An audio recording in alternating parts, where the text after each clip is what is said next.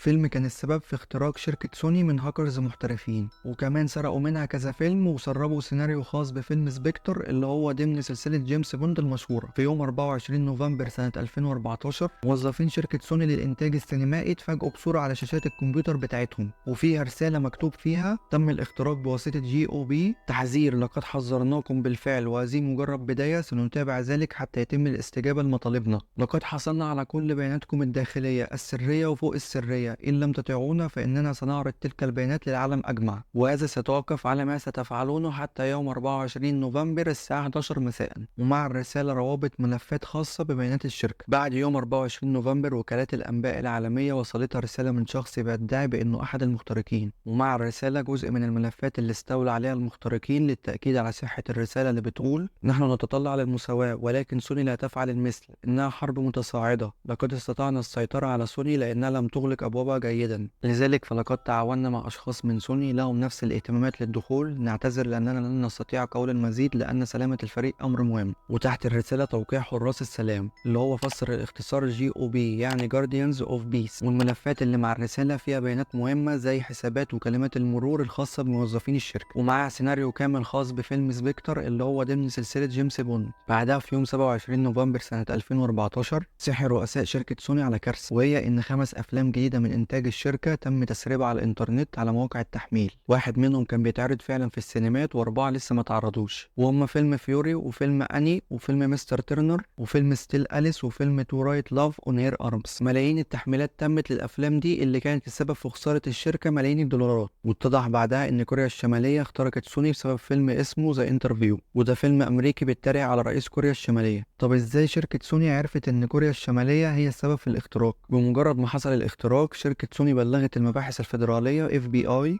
اللي اكتشفت ان واحد من الاكواد اللي تم استخدامها في تنفيذ عملية الاختراق هو نفس الكود اللي استخدمته كوريا الشمالية في سنة 2013 لاختراق منشآت حيوية في كوريا الجنوبية. عشان بعدها في يوم 22 ديسمبر امريكا قطعت النت عن كوريا الشمالية كلها لمدة 10 ساعات، ومن بعدها مفيش اي تهديد غير شركة سوني تاني. وعرضت فيلم ذا انترفيو اللي حقق نجاح كبير في شباك التذاكر بغض النظر على انه كان فاشل فنيا، وده بسبب الدعاية اللي تسببت فيها اختراقات شركة سوني وتهديدها بمنع عرض الفيلم. وفي الاخر قولي رايك، هل انت مع اللي عملته كوريا الشمالية في شركة سوني ولا انت ضده؟ بس كده متنساش تعمل لايك وتشترك في القناة.